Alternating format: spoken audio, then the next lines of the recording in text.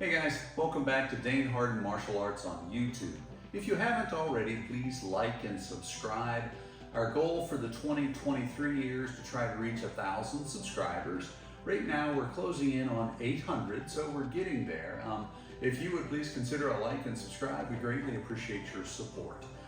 This is Taekwondo lesson number 11. On this lesson, we're going to focus on knee strikes, what in Korean is called moriap. The Japanese term for knee is hiza. We're going to focus on these Korean applications. You'll see knee strikes which aren't often associated with Taekwondo, but you will see them throughout various hyung patterns, an example being chungmu, wherein there's a knee strike within that black belt pattern. So without further ado, let's take a closer look at knee strikes. Moryo in Korean.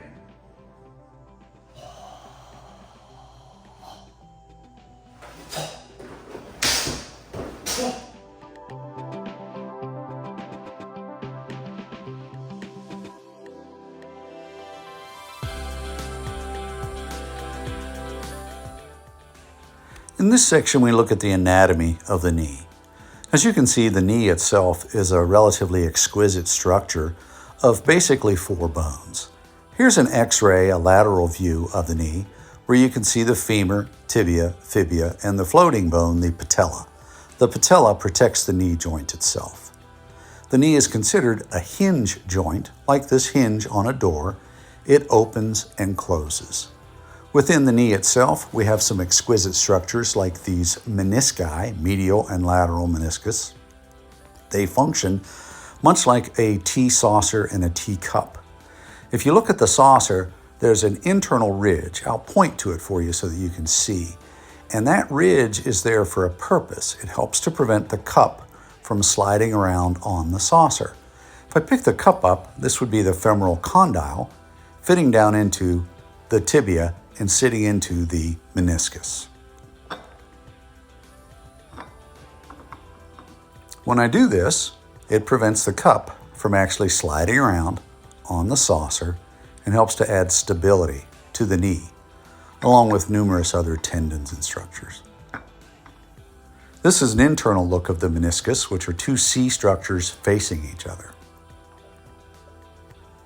Within the knee itself, there are several structures.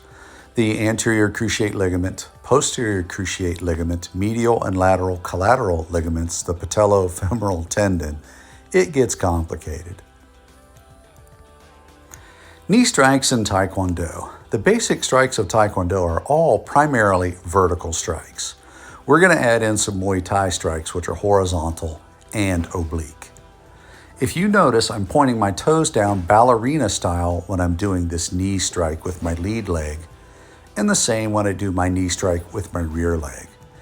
This is important because when we contract the gastroc muscle, it tightens up the musculature around the knee and helps to prevent injury to the knee and to the patellofemoral tendons.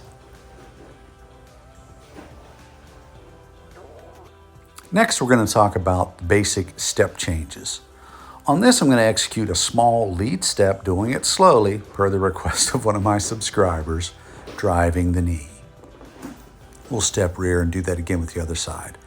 Small step to initiate movement, drive the knee. Again, the hip and the pelvic thrust I'll demonstrate whenever I have a partner that I can actually drive the knee into. Switch step, drive knee. Again, note the pointing of the toes. Again, switch step, drive the knee, and pointing of the toes. We have to connect ourselves to our opponent. That's where we get into clinch drills and threading the needle and hooking the neck. If we look, I'm visualizing an opponent in front of me, and I thread the needle by grabbing the posterior aspect of their neck and pulling them towards me. When I'm doing this, I have to get my hand in between their hands in a clench. Once I join and connect to them, the goal is to try to control the head. The head is absolutely key to takedowns, to sweeps, and for jujitsuka to try to shoot and take you down. If you can control the head, you can drive them into your knee strike. Watch again. Thread the needle, C-hook, drive the knee. We also block with the knee strikes. I like to utilize these blocks in order to clamshell or catch strikes, particularly kicks.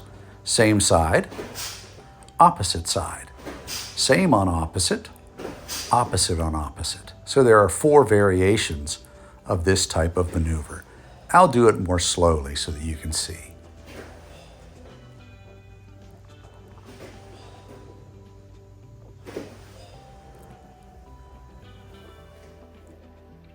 Next up, we're going to talk about advanced strikes.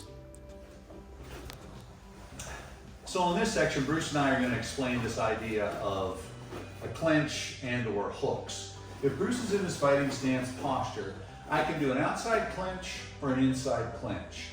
That means when I am here, I have to get by this hand and this hand in order to hook to the neck. When I'm moving, I'm cross-hooking here. This is guarding. This hand is coming to the back. That's an outside.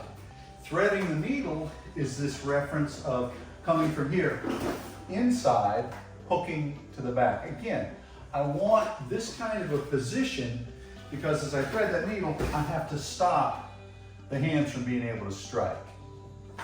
Then this hook is coming around the back of Bruce's head.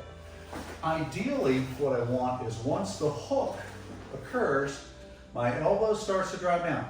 I don't drop the elbow out, I drop it down, almost like a life-saving position where you're trying to bring somebody up in order to do a cross chest carry in the water. From that position, if I do an inside hook here, I want to come in, now I'm gripping the head. I want to join here on my clench. When I'm in that position, that's what allows me to be able to control the head. Bruce and I will turn positions so that you can see what I'm doing. Again, the least effective is the outside clench. So if I'm here, 1,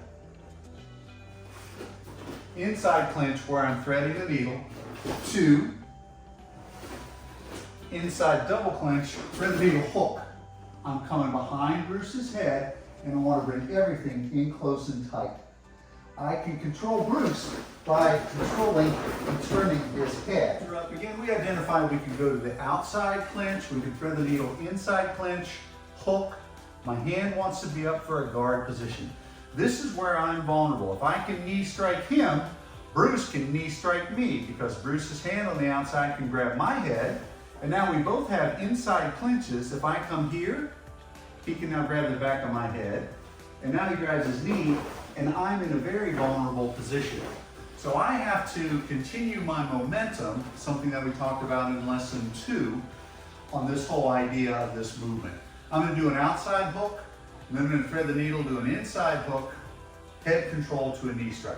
So on the first one, outside hook, and drive. Just that quick. On the second one, I'm threading the needle close in.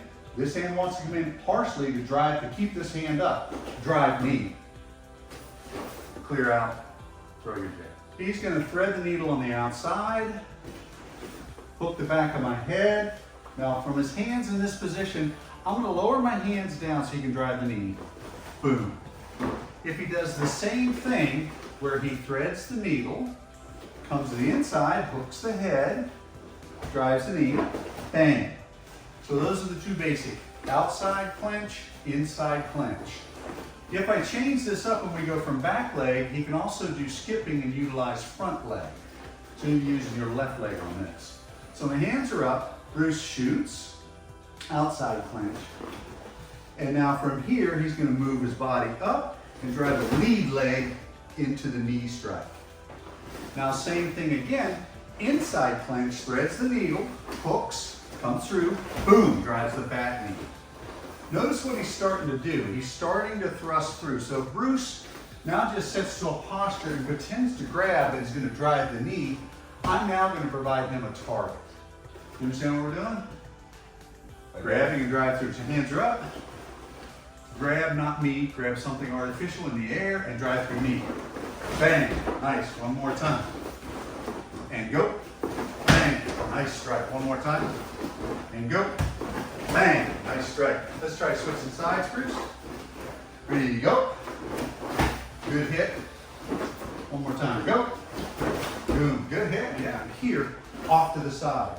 From this position, both of my hands have gone behind Bruce. Here's my C hook. You can see where this leg is in this position. As I turn my base foot, I drive knee, bang, straight into Bruce, bang, straight into Bruce.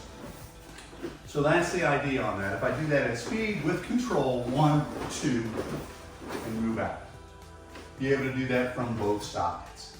If Bruce switches position, I'm now going to do what's called an oblique strike. Oblique knee strikes are kind of interesting. It utilizes the same idea of a lateral in order to hook the head, and my leg is coming out. It's balancing here, and I'm bringing it in primarily this way, trying to strike on this inside aspect of Bruce's thigh. One more time if I do it on the inside. 1, here, in, down. 1, here, in, down.